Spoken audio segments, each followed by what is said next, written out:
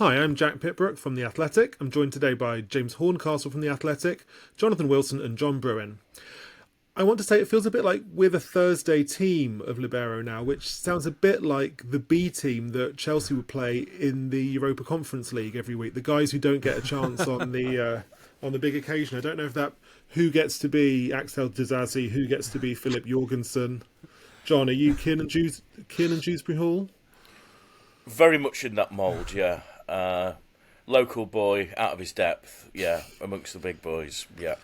But at the same time, me and John are making our 4th appearances, so we're now the leading appearance makers on this podcast, and we've played together on 3 previous occasions, which is also a record. And yes, I am in charge of the Excel spreadsheet that keeps account of this. do Chelsea do they have an Excel spreadsheet? That's the thing. If this is the project, That's will why it you only need to get through in 2 or 3 years? That's why you need 2 sporting directors, James. Well, we just need one. We'll have one of Chelsea's. Like anybody, doesn't matter.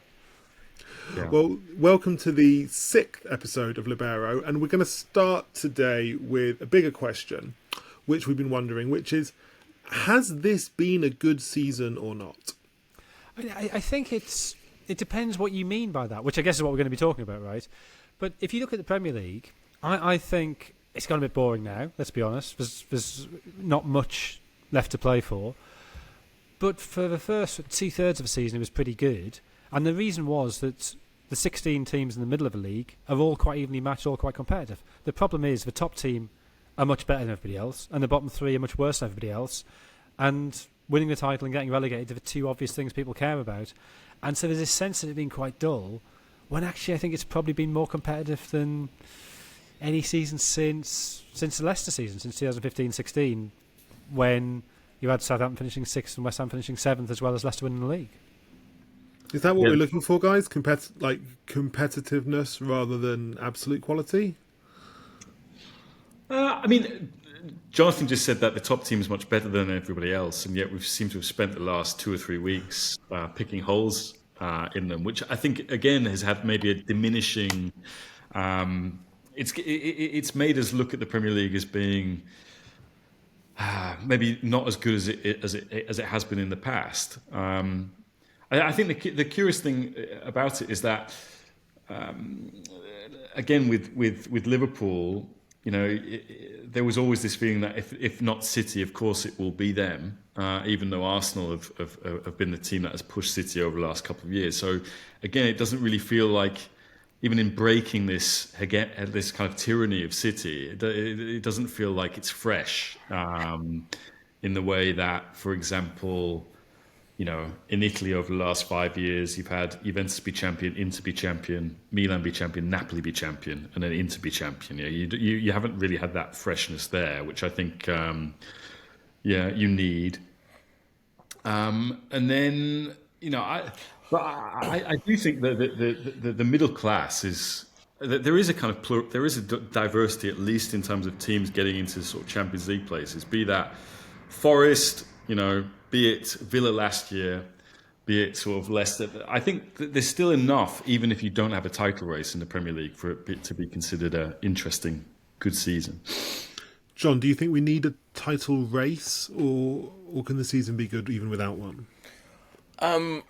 I was thinking about what my favourite season of Premier League football was. I was actually asked to write this, and this is odd for a Manchester United fan to admit, but it was probably the 2013-14 season, which ended with the Gerrard slip and all that. But I had so many dramatic twists, and I think what made that season so good is the fallibility of just about everybody in that league. That everyone was falling apart, and one thing that has made this a good season, City fans aren't going to like it, but the City crisis, in how big a crisis is, we're about to find out, and obviously there is the overhang of the charges and all that stuff, but in terms of on-field matters, them suddenly hitting a wall, that's the big story. That's perhaps something that the history books will look on and think, well, they won so many in a row, how come they didn't win that one, and how far behind they fell.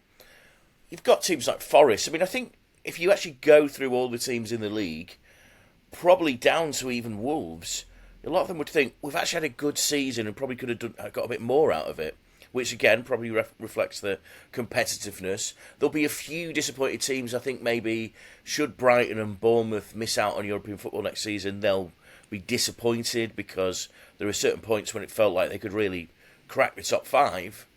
But it has been good. I think Liverpool's dominance, I mean, what does that team remind me of? It reminds me most, weirdly, of Antonio Conte's season as manager of...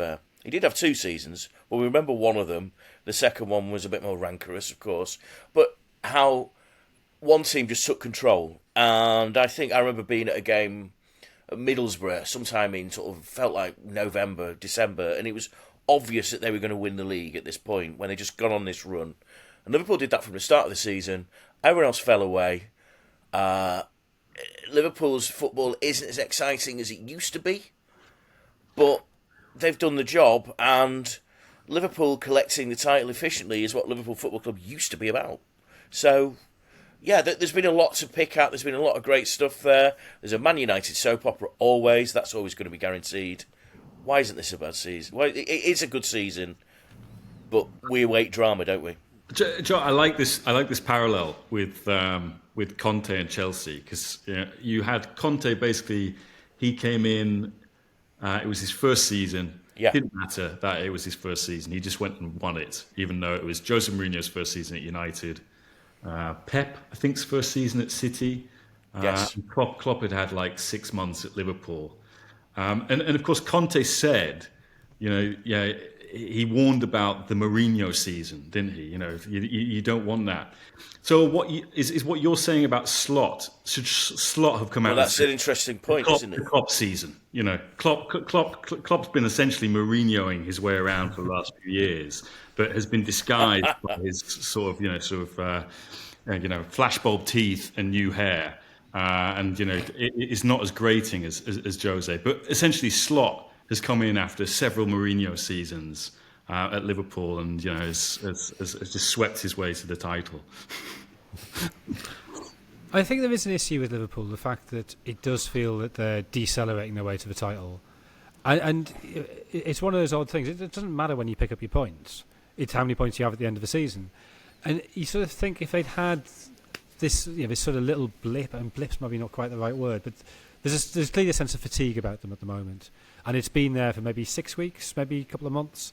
If they'd had that, say, November, December time, and then produced the form they showed in November, December, when they're beating Real Madrid, beating City very comfortably in the space of 4 or 5 days. If they'd had that now, we'd have thought, oh, this is a great surge of line, this is a really great team. But I think because they've been so comfortable at the top of the table for so long, because Arsenal have chucked away so many cheap points, and I think that's the real frustration of the season, that Liverpool look vulnerable at the moment. The game against Everton last night, I think the goal probably is given correctly under the regulations they stand, but the regulations are not well written, and I don't think a goal should stand. You can equally say Tarkovsky obviously should have been sent off, but it's a game they could easily have drawn. And if they'd done that with Arsenal 6 points behind rather than 12 points behind, the pressure on them, the anxiety from the Kop, would have made that much more of a spectacle than it already was. There would have been something you'd have thought they could go, because they're really, really struggling here. They've really struggled in the Carabao Cup final. They really struggled at times, certainly after about the hour mark, 65 minutes in the second leg against PSG. They're clearly running out of gas.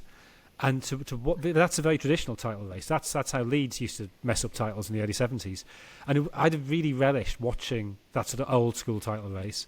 But sadly, Arsenal have chucked away a lot of cheap points, and so they're not close enough to land a punch, and the anxiety isn't really there for Liverpool. So my theory on this is that the big difference really between Arsenal and Liverpool is that Arsenal have obviously had all these injuries, but I wonder if that is downstream from the fact that it strikes me that Arne Slot is the first manager in the Premier League, and maybe it helps that he's come in from outside, who's realised that you can't just crank the intensity lever all the time. Like, Premier League football in the last 10 years has been of increasing intensity, and that was really, as in physical intensity, and that was integral to Klopp's Liverpool, Arteta's Arsenal, Guardiola's City, and Postecoglou at Tottenham has tried to do that this year, and it's kind of blown up on him a bit. Whereas it strikes me, is that Slot has realised that you can't do that all the time. Like, you can't play at 100 miles an hour all the time. You have to find your moments to slow things down. You have to give players days off. He's quite chilled out with the players. He lets them spend time with their families, that sort of thing. You can't just go at 110% all the time. And I wonder, and maybe this is a bit of a generalisation, but I wonder whether Slot's realisation that you have to find a way that's repeatable and sustainable and you can do twice a week, that has been his edge over the teams who've just run into tons of injuries. Like, I'm sure that if Arsenal had a full team fit, they're a better team than Liverpool, I think. But they've never been in that position. Is that too simplistic? No, I wouldn't dismiss that at all, Jack. It's a very well thought out theory. And it actually speaks to the idea of Liverpool choosing well in the replacement of Klopp. Right. Okay, Jurgen Klopp's one of these people that, because he had so many devotees, it's quite difficult to criticise him because you will get a splashback from that. But I do feel underachieved, John. Underachieved. You know. Well, okay, James Horncastle, Knight of the Realm, is quite happy to throw that out there. But there were tensions in those last couple of years at Liverpool. We're probably allowed to say that now. We probably could have said that at the time. You had all this stuff with sporting directors. You had the mysterious figure of George Schmadtke coming in and doing some deals. And then suddenly, all is roses with Michael Edwards coming back into the club. And then, they bring in Richard Hughes, and weirdly, they don't sign anybody. And yet everyone gets better. And remember those quotes from Curtis Jones during pre-season where he's like, "Oh, it's much better. We get to rest a bit on the ball." And then him having to come out and apologise for the fact he criticised Jurgen Klopp because he suddenly gets a deluge of stuff. Now, listen. If I was a Liverpool fan, I would absolutely love Jurgen Klopp. And actually, I am a big admirer of Jurgen Klopp. But there is this sort of cultish figure, and Liverpool have moved on from him a bit. And the comparison is obviously there, from Shankly to Paisley. And we're just going to have to see if Slot is a Paisley or if he's an Antonio Conte. I know we're going to have a second season of explosions and rows, but I don't really see it with Slot. He seems to be a fairly political animal. He seems to pick his battles reasonably well. He's apologised when he's lost he's blown his top. We're going to have to see. But you said the thing is, as you said, Jack, and I think that's a great point, is that the other teams, particularly Arsenal, have had those injuries, and City have had basically age got them, didn't it? That's the thing. Age and Guardiola. It's probably the misjudgment of his career, and he's had a few of them over individual games. Is to not think that group of players. To think that they could go to the well again, that's been, for me, the story of the season, because that creaking that they did around November, I think I was at the first game they lost, Bournemouth, then suddenly it was a deluge. They just fell apart at that point. That's a big story from the season. And just to pivot away from Liverpool and stay on City, I think John's absolutely right in saying that the main interest at the kind of first half of the season was their collapse. But kind of what does it say about the Premier League that a collapse for City or catastrophe for City is that the only jeopardy is that they don't finish.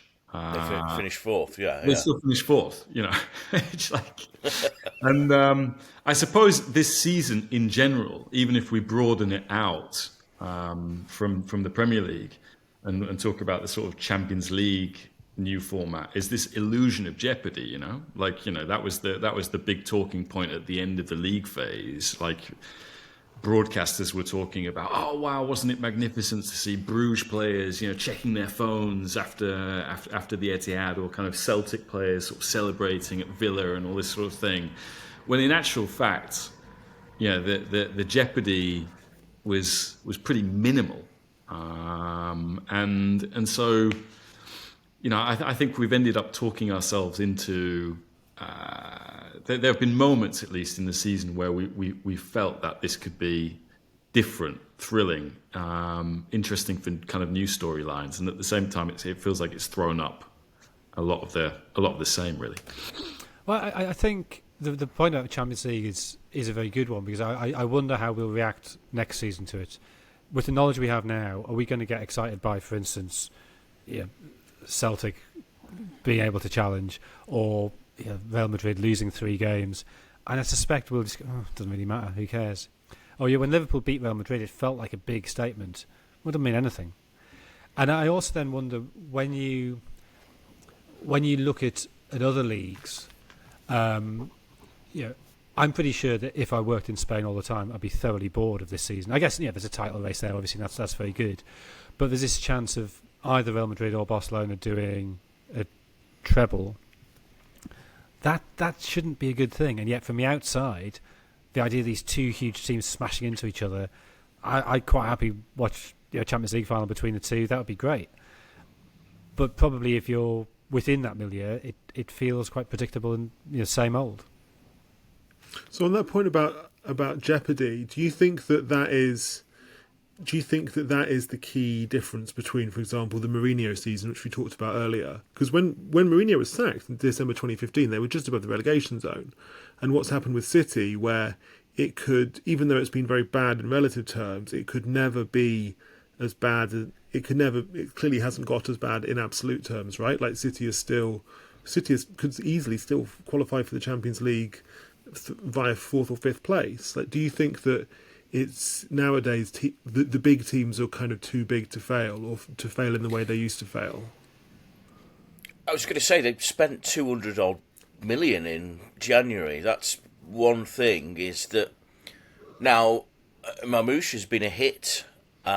I'm not sure the Uzbekistani defender has quite hit the heights just yet, but they did have recourse to buy themselves out of trouble. Now, it might just be that only one of those players made an impact, but that allowed certain other players to recover. Not everyone's going to be knackered for the full season if they've got injuries and so on. Was shipping out Kyle Walker a boss move? Suddenly Jack Grealish is playing better. I mean, that's just a theory. But it's... City have the depth of resources in terms of playing talent and also money. Now, other teams who don't have much headroom if financial fair play, do they have that same recourse? Now, having said that, Aston Villa, who are a team who've been brinking PSR regulations for the last couple of years, went out and had a sensational January, using the expertise of their sporting director, Monchi. And then you've got Marcus Rashford smiling again. And then, it can be done. And actually, I suppose what's one interest is that maybe a lot of the time we dismiss the January transfer window. This has been a season in which it has had something of an effect. Yeah, I think the other thing to add is because, as Jack kind of referenced, let's say, City, didn't do what Chelsea did with Mourinho, eject him and that sort of thing. They basically just said, Pep, we have faith in you regardless. We just want you to be happy. Here's a contract extension, which did not initially provide that kind of lift that I think maybe that they were hoping to, or they at least wanted it to not be a distraction. But I think, they are sort of sorting themselves out, A, because as you referenced that January transfer window, and B, because I've been waiting. Yeah, everyone's waiting for these charges and the outcome. Sorry, of this process. Will it come between now and the end of the season? If this was Italy, they'd be just like, let's rush this process. Let's put some points penalties on now. Okay, City 15 points. There you go. City can appeal during the season. Okay, so let's suspend the points penalty so that all of a sudden City are sort of back in 4th rather than in 12th. And then sort of last 2 games of the season, actually let's decide on 8 points penalty.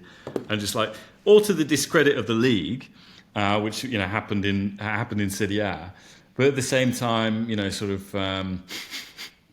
the absurdity of it would be I don't know, another thing to sort of liven this season up, which is it's not dying a death, but I think We need scandal, is that what you're saying? Or we need some Trump-style economics? Is that what you do? Some sort of Trump sums to just get it moving again, you know? Yeah, I think. Look, obviously the Premier League wants to, and City want to avoid scandal. You know, they want the Premier League to emerge from this with its credibility and its reputation intact as best possible. So you know that imponderable, I suppose, is not going to be thrown in there in season in the kind of chaotic and absurd fashion that you get in other leagues. But it does mean, for example, that, and I think this is a general tendency across seasons and across leagues, is that some of the stories end up because the title races, they're not always foregone conclusions by this stage, but let's say more often than not, they've become foregone conclusions. You end up just looking for stories that are, that's a surprise team. You know, Mainz in fourth in the Bundesliga, Dortmund Champions League final list last year, mid-table in the Bundesliga. You know, you end up looking at, you know, in Italy, it's okay. It's nice that there's a title race between Inter and Napoli, but yeah, they've both won the last two titles. So, is you end up talking about Bologna being in fourth again and that sort of thing. So you end up having to find stories sort of that are outside title races, really, to sort of generate interest. One of the great, the most fun this season has been partly the City collapse, partly United and Spurs underperforming. There is something. It's good to see big teams struggle. That is fun. The problem is, it kind of ruins both the title race and the relegation battle, because you know that Manchester United and Tottenham are not going to get relegated. It's not the 70s when they both did get relegated. Even Chelsea and Mourinho, it was they're sinking down within 3 or 4 places of the relegation zone, but you knew they weren't going to go down. And the problem is when they do just sort of level off. And United's case, they're 10 games unbeaten, was it, before they lost to Forest on Tuesday? That's enough to I mean, not there was ever any threat, but that's enough to ensure there is no threat. And suddenly there's 3 teams left adrift, and that enormous gulf you've got between the Premier League and the Championship, which is, has been growing steadily for 20 years, that just looks increasingly unbridgeable, and that's a problem, and it's going to be an ongoing problem at the bottom end. Yeah, I certainly think that having the 3 promoted teams be as bad as they are is not conducive to a good Premier League season. I think that Premier League, you often need a team to come straight into the league and to be able to perform either to like a high level, like, I don't know, Bielsa's Leeds, or in an exciting way, like, I don't know, Ian Holloway's Blackpool.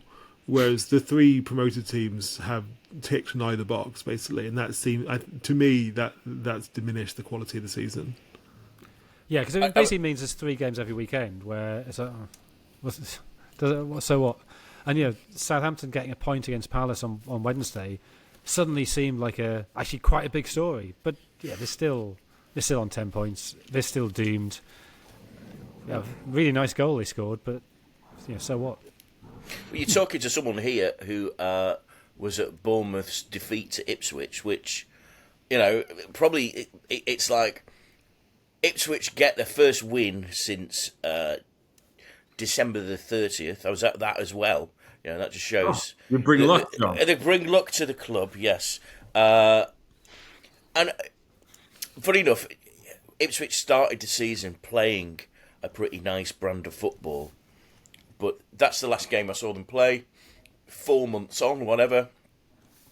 They're playing a pragmatic style of football, and all those months of pain have got them playing this very different style. Essentially, blocking up the defence, blocking up midfield, hoping Liam Delap can conjure something, which he did. There's one player to come out of this. As I wrote, the only guarantee is that he will be playing Premier League football next season. They have, but it's like Ipswich. I think with a team with the best chance. A little bit like Luton the previous season. Hopefully they don't go the way of Luton this season, which has been absolutely horrific, and they're going to get relegated from the Championship. But yeah, the other 2 teams just haven't put up a fight at all. Southampton was interesting for a while because Russell Martin's zeal for this style of football and his playing out the back was, it created like a new edition of Danny Baker's own goals and gaffes. It was absolutely incredible. But it's just, those bottom three teams dropping down, it feels to me like that is a new thing. That it doesn't used to happen that way. I mean, it happened more regularly. It happened last season as well. Is that correct? Mm.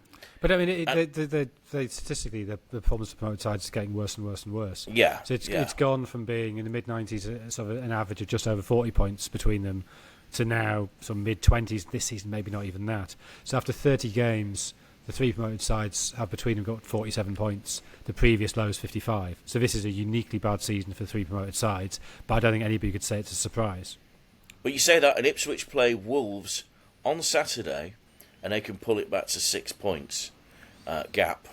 Now, you tell me... No, of course, I mean, the thing is, Wolves have a team that have fought relegation themselves. They have a player in Cunha that could probably pull them out of it, and some decent players, Andre, and that's one of the things about the Premier League is there are some teams that have their own way of doing things. Wolves is another, that would collate this group of talented players, and you've got West Ham, who, as Rory says, always find a way to be West Ham, which is 12th place, and whether it by playing West Ham football or by playing this clunky, get at them type of style, but West Ham will always be West Ham. That was complete erasure of David Moyes' achievements at West Ham. I thought that, but they played. Yeah. But it's not. I mean, God, this is perhaps the Libero special edition. What is the West Ham way? I mean, it's a four-parter, that one, isn't it? But it's a. I think it's David. Yeah, and again, actually, there's another plot line. David Moyes, talks about the 2013-14 season, the resurrection of David Moyes. This guy is suddenly the ultimate football man, one of the most respected men in the game, after years of lampoonery, perhaps from Wilson during his Sunderland period. But he's not respected in Sunderland, let me tell you. No. That. It'll take a lot more to get him back on side there. I don't want to trend too much towards miserabilism. So, can anybody? I feel like I don't want to end by saying that this has been a terrible season and all the reasons for it are kind of baked in. So, is there anything that you would take from this season as an unambiguous positive, or something that you would you liked, maybe even hoped could be replicated? Yeah, I think a lot of those middle ranking clubs have played really well. Like Bournemouth, I know they haven't won in the last 7. Although their form hasn't dropped off that much, they haven't lost any of those games by more than 1. They've been really good this season, been really good to watch. And so if you're asking their fans what do you want from a season, like, I'm sure they would have loved to win the FA Cup. I'm sure they'd have loved to get in the Champions League. But they've had a season where, worst case scenario, they're comfortable in mid-table. They've played some great football. They've had some big wins. They've beaten Manchester City at home. That's a great result. I think there's some really bright managers in the league. Iraola, Hutzler, Thomas Frank, Marco Silva. I know you're a big fan of his, Jack. But Fulham are real frustrations to me, because every time I see them, they get a result lower than what they draw games they should win and they lose games they should draw. And they should be in the Champions League spots this season. They've had a great season while chucking a load of cheap points away. So I think a lot of those mid-ranking teams have had seasons where in 20 years there'll be individual games they remember, even if whether finishing 9th or 11th or 13th is essentially irrelevant. Yeah, I think also if you were to be like a Premier League spin doctor or like just Keys and Gray, you'd be like, going into this season, Liverpool had only won the league once in 35 years. That's it. Yeah, so this is incredible. And then you've got, I'm loath to bring this up with Jonathan, but Newcastle winning a trophy for the first time, in decades as well. I must have missed that. I don't remember that. Isn't it all just so fresh and exhilarating? But we spoke last week about, with the exception of City, there being some diversity in the FA Cup. So you could make a case that sort of there is something slightly yeah, it's slightly freshening about this kind of this season. Villa in the quarterfinals of Champions League. Yeah. And I was going to say, there's a bit more diversity of talent across the teams as well. I mean, I mentioned Cunha before, but you've got at Bournemouth, Heisen and Kirkes. You've got Morgan Rogers at Aston Villa. There's been quite a few breakthrough players, Liam Delap as well. There's been, the Arsenal pair, Wanyeri and Lewis Skelly. There's been a few breakthrough players that suggest that they could be stars of the future, and it's Tyler Dibbling down at Southampton. Bergkamp at Spurs. Yeah, absolutely. It's been one of the things is because a lot of teams have carried injuries, and that might be because of that style of football Jack mentioned before, is that we are seeing young players come through, whereas a lot of the time we didn't get to see them till they were 20, 21, a bit older. And the other thing is that certain clubs that, because they are this talent factory, are pushing those players to the fore, and because they're used as a attacking measure. The funny thing is, actually, I'm just thinking about this, and this probably brings us back to the negative. We've not mentioned one club. Man United. Chelsea. Chelsea. We have mentioned Man United briefly. Wow. Chelsea. That has been this, signs of life have been detected in the Stamford Bridge area, but that in itself is a fascinating story. I mean, in terms of sports news, the selling of the ground, the selling of the women's team, to follow the hotel and all that stuff. I mean, they're a gold mine for that stuff. But football-wise, and I don't know if this is a tribute to your adopted country, James, but the football and it's been absolutely dreadful. And Moretti has been educated in Spain, as far as I'm concerned. Yeah, and he started at West Brom as well. So yeah, a son of Megson actually at West Brom. So that may well be it. But I mean, that's an interesting thing. It's like Chelsea, the team that did not exist, and may actually end up with a European trophy that no one's even going to notice. We started with the Europa Conference League, so let's end with the Europa Conference League, and there will be more talking about referees after the break. Right, okay, well, welcome back to what they're calling the travelling Wilburys of football suits. I think that means, Jack, you're the youngest here. That makes you the Tom Petty of the group. Nice. We're all competing to be the Bob Dylan or George Harrison. I'm happy to take Jeff Lynne. But actually, the one thing about the Wilburys was that they all had pseudonyms as well. And there are a few Del Shannons out there, and Wilburys fans. Anyway, I wanted to talk about something that I get asked about all the time. And do you know, one of the things about in being a football journalist is you get this accusation, this demand to do your job. Now that could be a very highfalutin thing, doesn't it? But certain journalists, I imagine Woodward and Bernstein said, "I was just doing my job when I upended a president."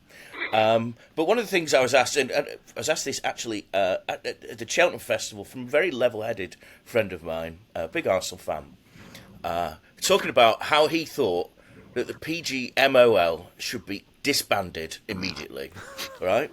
Now, defund and like this is, as I said, this is one of the most level-headed people I know, like the most, and it's out there, isn't it? People are asking us, when are we going to investigate referees, and why is it that football journalists don't seem to care quite so much about referees as the common and garden fan? Now, it's not to say that refereeing decisions are not a big part of the game. Now, if you talk about the Liverpool game, what's the headline event there? It's Tarkowski's tackle, isn't it? But people are asking us to do the Woodward and Bernstein, to go underneath it. Jack Pitt-Brooke, why are you not doing your job?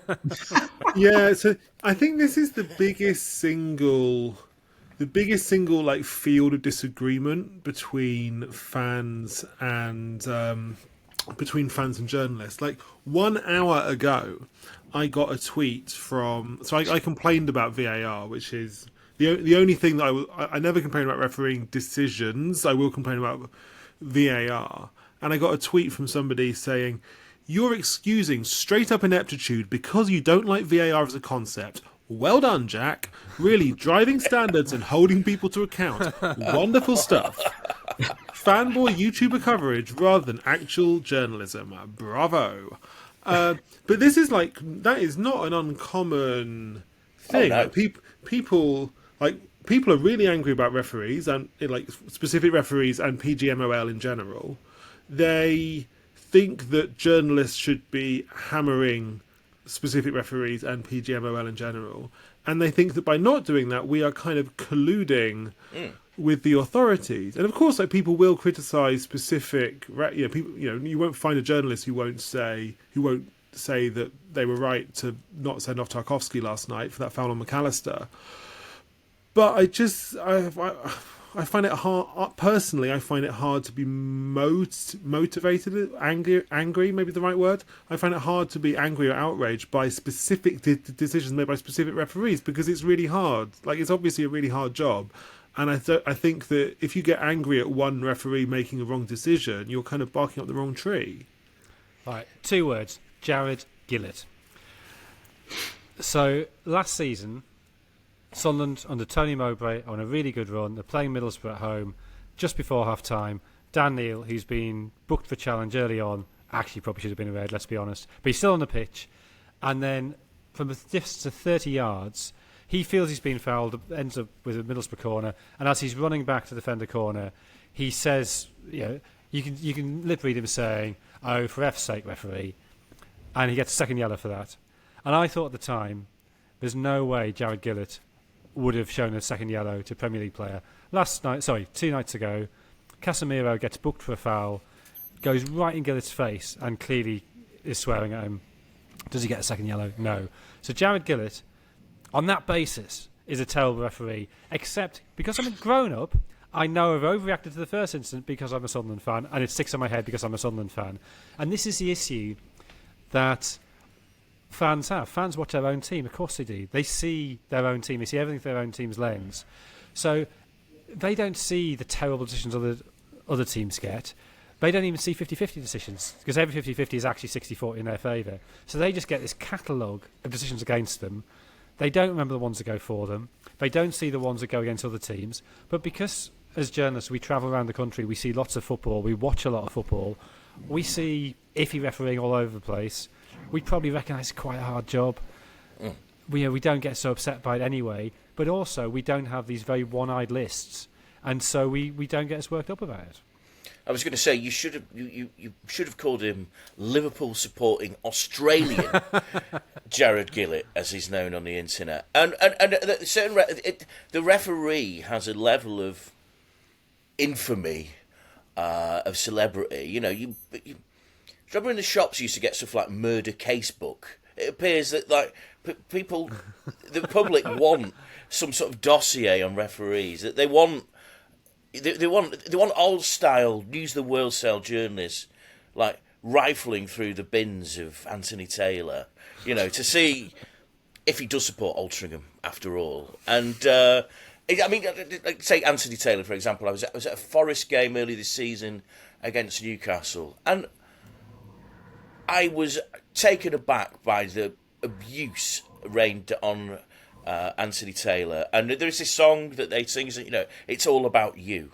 This idea that the referee decides that they want to be the central character, and they're all screaming at him. And because I was in Nottingham, I sort of had this image of, Robin Hood or, Friar Tuck, that type of thing. They wanted him boiled in oil or something like that. It was like this incredible hatred. And these public figures who'd be a referee, James, in Europe, obviously the scandal. There are several refereeing scandals. Moggi, of course, is the one that comes to mind. You've got this thing in Spain where Real Madrid think that they're being picked on by referees, which I find hilarious. But they also had this Barcelona thing where they had this referees consultant, didn't they? Going back a few years. Yeah. And but that's quite normal. I mean, I think. You see, here we go. Right, okay. No, but like, I think, over the course of the last decade, when, let's say, we've had more competitiveness in the kind of TV market, where BT and TNT have been sort of a more solid rival for Sky, and have had more longevity than, let's say, Setanta and ESPN before. And you look at what you can do differently from Sky. Okay, well, let's bring Howard Webb in. I remember Howard Webb used to be on our Goals show to begin with, and then Peter Walton, legendary. Let's go to the studio to Peter Walton, which kind of introduced this character. And Peter's a lovely guy, but I think the thing is, on social media, that became a kind of meme, kind of stick to beat referees with, on top of the actual referees that were doing work on the pitch.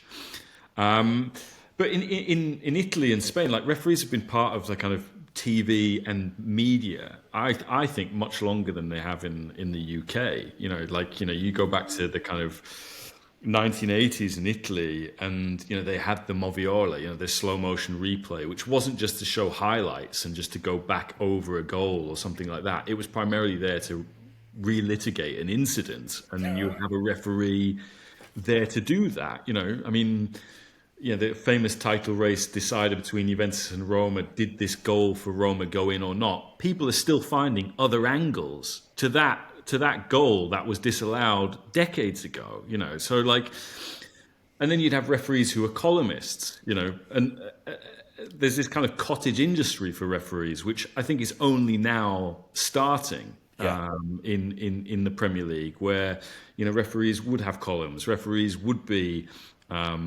brought in on broadcasts all the time. I think, to come back to the Premier League, where you now have this. I think we live in the kind of age of anti-institutionalism, where people have lost faith in institutions across society, and sort of PGMOL is kind of seen through that as well. It's a rogue operation. It's out of control. so there's that. We then had the introduction of VAR. Where I think that was missold to people as like, okay, now there are not going to be any refereeing mistakes. And all it did was introduce 100%. Another element of human error. And people are more critical because mistakes keep happening, and they're even more inexplicable than they were before. So people are like, there must be dietrologia here. The great Italian word is like behindology. There's something going on here which we're not aware of, which is going on behind closed doors.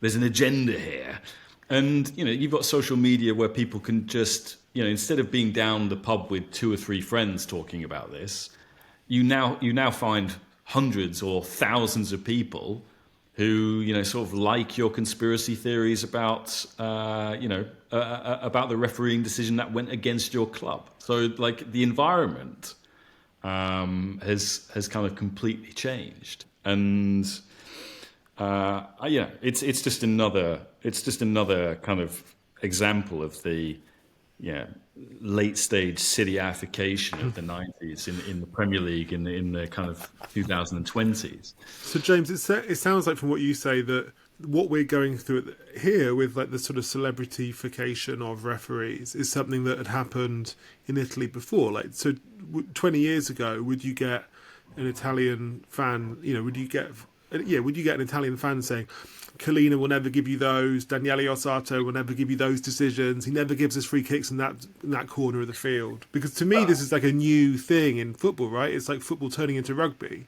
It's people thinking that the character of the referee is going to be really influential in the outcome of the game. And I struggle a bit with this because I don't care who the referee is, but lots of people really, really care, and they think that the outcome of the game is explained by who the referee is.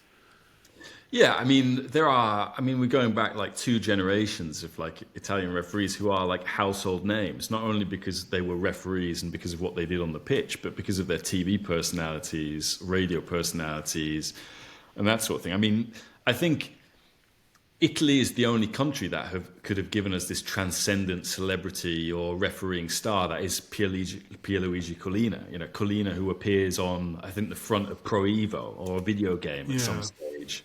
Yeah, the Italians absolutely love refereeing in terms of profession. You know, in terms of, like, if you look at who runs the game, you know, it's Rossetti, who is the UEFA designator. You look at the number of referees who've done World Cup finals. You know, sort of it'd be Collina, Rizzoli in 2018. You know, like for the Italians, like Sergio Ganello in 1978. Nice, Wilson, great. And they, I think where Serie A has felt like it's been in decline over the last 20 years, where they've liked to show kind of low-hanging fruit in terms of innovation is like, we'll be the first to bring VAR online. Or it's like, we'll bring semi-automatic offside online as well, which has been used in Italy since the Qatar World Cup, you know, in Serie A. And the Premier League is late to all of these things. And like, I think they're in some respects correct to be reticent about bringing in VAR straight away, being the first to do it. Reticent in terms of bringing in but the delay as well. It's like, what are they hiding here? What are they doing? You know, who are they protecting?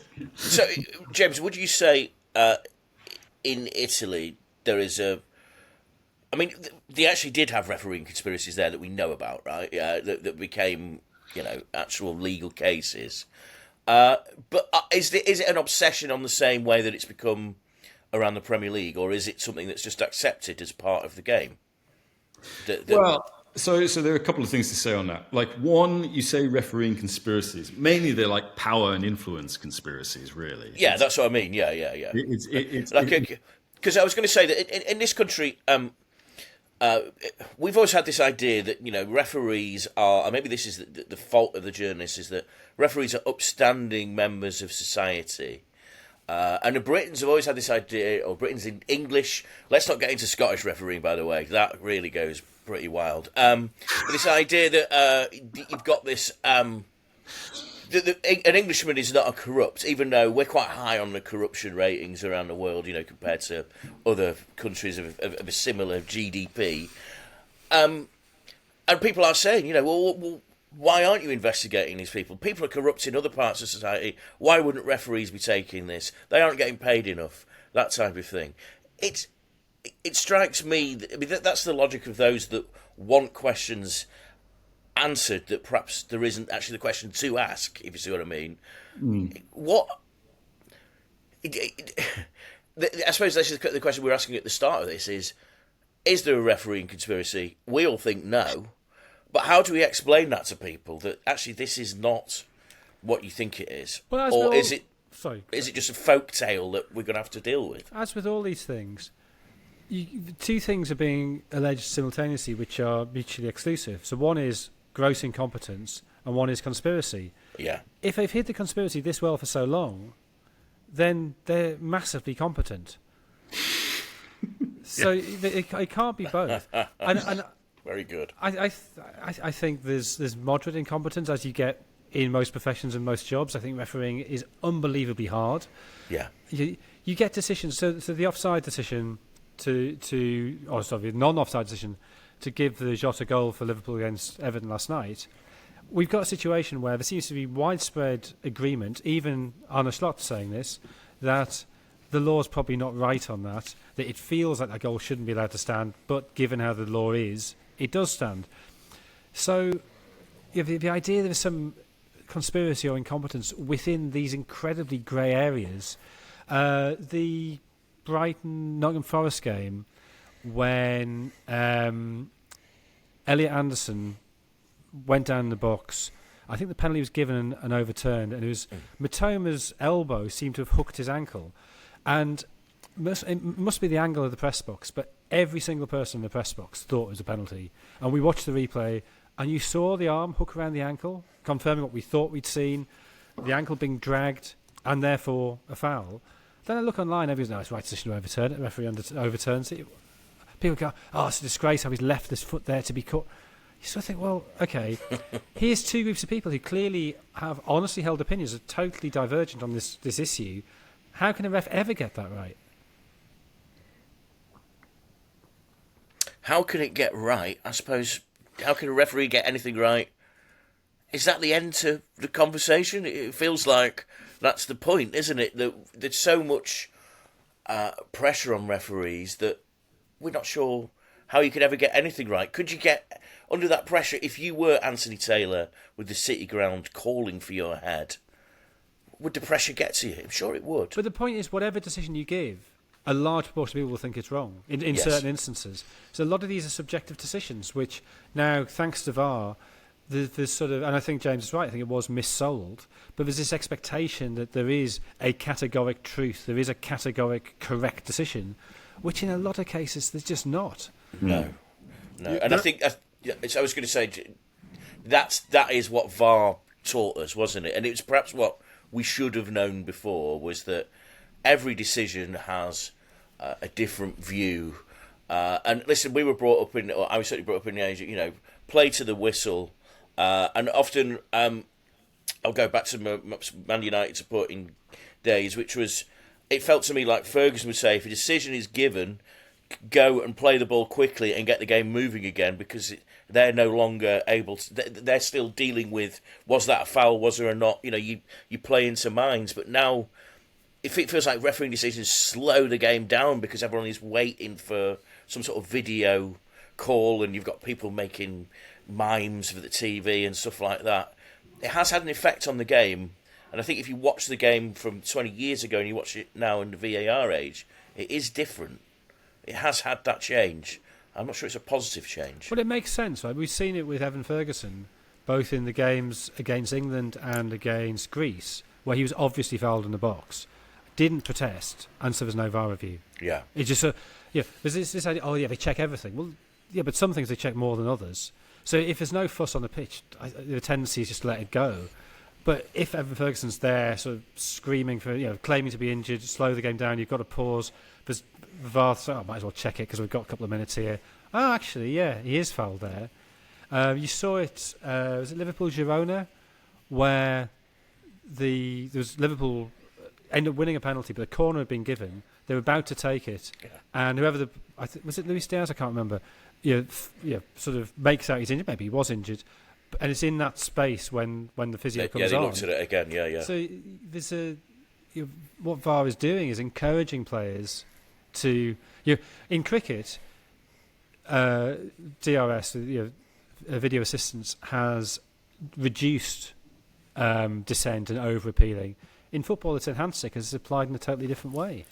That's so funny because one of the many arguments made for VAR when it was brought in was, well, this will end simulation. Nobody will ever simulate again.